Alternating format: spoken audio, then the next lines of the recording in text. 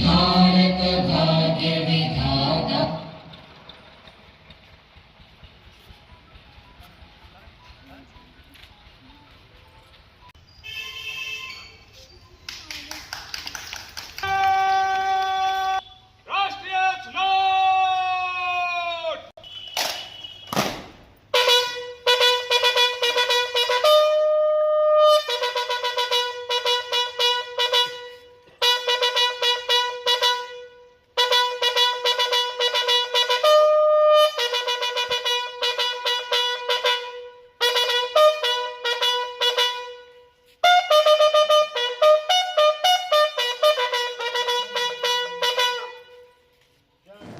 উনিশশো সালের আগস্ট মাসে ব্রিটিশ ভারতের বিভাজন এবং স্বাধীনতার সময় নদিয়া জেলার ভারতভুক্তি কেবল একটি প্রশাসনিক সীমানা নির্ধারণের গল্প নয়, বরং এটি স্থানীয় বাসিন্দাদের প্রতিরোধ ও ঐতিহাসিক প্রতিবাদের এক অনন্য দলিল।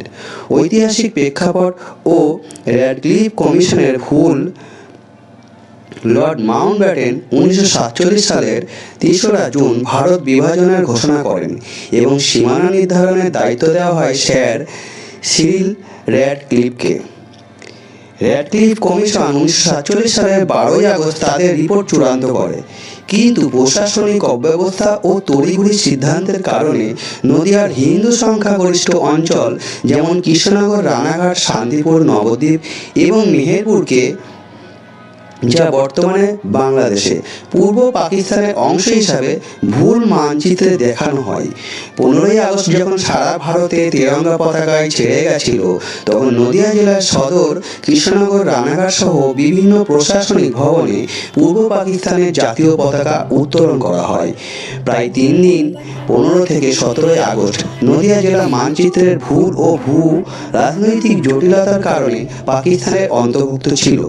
প্রতিবাদ মহারানী জ্যোতির্ময়ী দেবী ও ভারতীয় নেতৃত্ব নিজ ভূখণ্ড ভুলবশত পাকিস্তানে চলে গেছে বুঝতে পেরে নদিয়ার সাধারণ মানুষ ও স্থানীয় রাজনৈতিক নেতৃত্ব রাস্তায় নেমে তীব্র প্রতিবাদ শুরু করেন। কৃষ্ণনগর রাজপরিবারের মহারানী জ্যোতির্ময়ী দেবী এই আন্দোলনের নেতৃত্ব দেন। তিনি তৎকালীন স্বরাষ্ট্রমন্ত্রী সর্দার বল্লভভাই প্যাটেল এবং ভাইসরয় লর্ড মাউন্টব্যাটেনের কাছে জরুরি বার্তা পাঠায় এবং স্পষ্ট জানান যে নদিয়ার অধিকাংশ জনসংখ্যা হিন্দু এবং ভৌগোলিকভাবে এটি পশ্চিমবঙ্গের অংশ হওয়া উচিত। তীব্র আন্দোলনের মুখে র্যাডক্লিফ কমিশন ও ব্রিটিশ সরকার তাদের মানচিত্রের ভুল স্বীকার করতে বাধ্য হয়। 17ই আগস্ট গভীর রাতে নতুন সীমানা পুনর্বিন্যাস করে নদিয়ার একটি বড় অংশ কুষ্টিয়া ও মেহেরপুর বাদে ভারতের অন্তর্ভুক্ত করা হয়।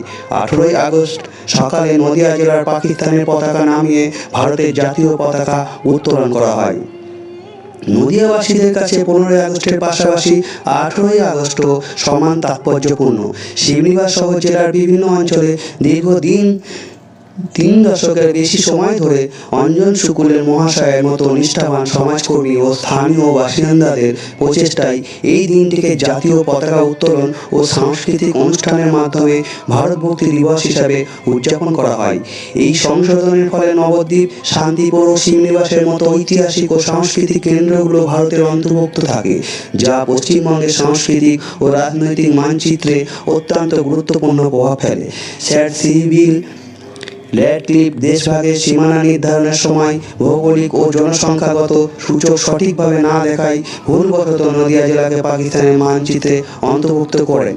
এই সিদ্ধান্তের প্রতিবাদে নদিয়ার সাধারণ মানুষ এবং কৃষ্ণনগর মহারানী জ্যোতির্ময়ী দেবী তীব্র আন্দোলন গড়ে তোলেন। তৎকালীন ব্রিটিশ ভাইসরয় লর্ড মাউন্টব্যাটেন এবং জওহরলাল নেহরুর কাছে এ বিষয়ে দ্রুত হস্তক্ষেপের আবেদন জানানো হয়। আন্দোলনের মুখে ব্রিটিশ সরকার ভুল স্বীকার করতে বাধ্য হয় এবং র্যাডক্লিফ মানচিত্র সংশোধন করে নদিয়া জেলাকে কুষ্টিয়া ব্যতীত ভারতের অংশ হিসাবে ঘোষণা করেন। শিবনিবাসের 18ই আগস্ট উদযাপন কমিটির সম্পাদক অঞ্জন শুক্ল মহাশয়ের উদ্যোগে 1992 সাল থেকে নিয়মিত এই ঐতিহাসিক দিনটিকে স্মরণ করে ভারতভুক্ত দিবস পালন করা হয়ে আসছে। প্রথা মেনে শিবনিবাসের মহানন্দ ব্রহ্মচারী উচ্চ বিদ্যালয় প্রাঙ্গণে জাতীয় পতাকা উত্তোলন, প্রদীপ প্রজ্বলন এবং নাচ, গান, আবৃত্তি সহ নানাবিধ সাংস্কৃতিক অনুষ্ঠানের আয়োজন করা হয়। এই উদযাপনে বিএসএফ আধিকারিকবৃন্দ, কৃষ্ণগঞ্জের প্রাক্তন বিধায়ক আশিস বিশ্বাস, দিল্লি জেএনইউ বিশ্ববিদ্যালয়ের অধ্যাপক ননিকা দত্ত, বিশিষ্ট মানবাধিকার কর্মী তথা পশ্চিমবঙ্গ উচ্চ শিক্ষা দপ্তরের সহ সচিব অদেন্দ্র টিকাদার মহাশয় সহ বহু গণ্যমান্য ব্যক্তি ও স্থানীয় গ্রামবাসীরা অংশ। मेरा नाम प्रोफेसर नौनिका दत्ता है। मैं जेएनयू जवाहरलाल नेहरू यूनिवर्सिटी में इतिहास पढ़ाती हूँ और मुझे बहुत खुशी है कि आज मैं अंजन शुक्ल सर से मिल रही हूँ, क्योंकि इनकी चेष्टाओं से, इनके लेखन से प्रभावित होकर मैं आज इस दिवस को आप सबके साथ मनाने आई हूँ, जिसमें नदिया जो है वो भारत का हिस्सा हुआ, वेस्ट बंगाल का हिस्सा हुआ और लोगों की एफर्ट से, जैसे कि श्यामा प्रसाद मुखर्जी की एफर्ट से, जैसे कि ज्योतिर्मय देवी की एफर्ट से और इनके दादाजी जो है प्रमथनाथ शुक्ल, उनकी एफर्ट से ये नदिया जो है भारत का अहम हिस्सा बन गया।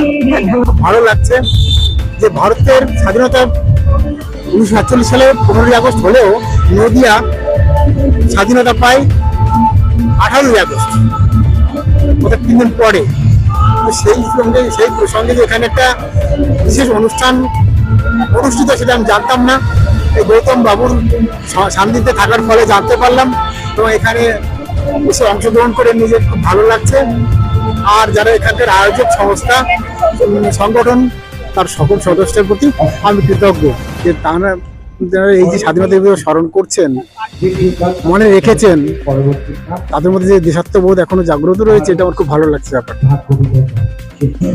আমার নাম অর্ধেন্দ্র টিকাদার। আমার বাড়ির নদিয়া জেলার রাঙ্গিয়ারপাতা গ্রামে ভীমপুর থানা আন্ডারে। আমি বর্তমানে পশ্চিমবঙ্গ সরকারের উচ্চ শিক্ষা দপ্তরের সহ সচিব অর্থাৎ অ্যাসিস্ট্যান্ট সেক্রেটারি পদে কর্মরত আছে। 18 তারিখ সকাল 10টায় রানী জ্যোতির্ময়ী দেবীর নেতৃত্বে কৃষ্ণনগর পাবলিক লাইব্রেরির মাঠে গিয়ে পাকিস্তানের পতাকা নামিয়ে দিয়ে ভারতের চরকার চিহ্নযুক্ত ত্রিবর্ণের নিমিত্তে পতাকা উত্তোলন করা হয়েছিল। সেদিন আমাদের দাদুরা হুমকি ছিলেন, লার্কেল অ্যান্ড হিন্দুস্তান, হিন্দুস্তান জিন্দাবাদ, পাকিস্তান মুর্দাবাদ। 1947 সালের 18 আগস্ট নদিয়া স্বাধীনতা লাভ করলে সেই দিনই ছিল প্রথম পালন করা, আর সেদিনই ছিল শেষ। কোনোদিন কেউ পালন করার সাহস পায়নি। আমি দাদুর কাছে গল্প শোনার পর আমি বিভিন্ন জায়গায় গিয়েছিলাম, মুখ্যমন্ত্রী জ্যোতি বসু দ্বারস্থ হয়েছি, প্রধানমন্ত্রীর কাছে গিয়েছিলাম, বিভিন্ন রকম দপ্তরে গিয়ে সেই সমস্ত নথি পাইনি। শেষ পর্যন্ত রাইট বিল্ডিংয়ে গিয়ে 48 দিন যাতায়াতের পর একটা বই পেয়েছিলাম। সেই বইয়ে লেখা আছে নদিয়ার পরিবার। সেইটাকে সঙ্গী করে নিয়ে 1991 সালে তৎকালীন প্রধানমন্ত্রী পিভি নরসিংহের কাছে পৌঁছেছিলাম। আমার সৌভাগ্য, এক টেবিলে আমরা খেয়েছিলাম। সেইখানে 1991 সালে আমি পালন করার অধিকার নিয়ে এসেছিলাম। প্রধানমন্ত্রীকে কাকু বলে সম্বোধন করেছিলাম এবং এই দিনটি যে আমরা পালন করতে পারি বোঝানোর চেষ্টা করেছিলাম, কিন্তু উনি প্রথমে, কারণ একই দিনে দুটি স্বাধীনতা হতে পারে না। সেই জন্য তিনি রাজি হননি, তাকে বুঝালাম, পদ্ধতি দেখালাম। দেখানোর পর উনি আমাকে পালন করার অধিকার দিয়েছিলেন 1991 সালে। সেই থেকেই আমরা শিবনিবাসের বুকে 1991 থেকে নদিয়ার স্বাধীনতা দিবস পালন করে চলেছি। আমার নাম অঞ্জন শুকুল, আমি কমিটি সম্পাদক।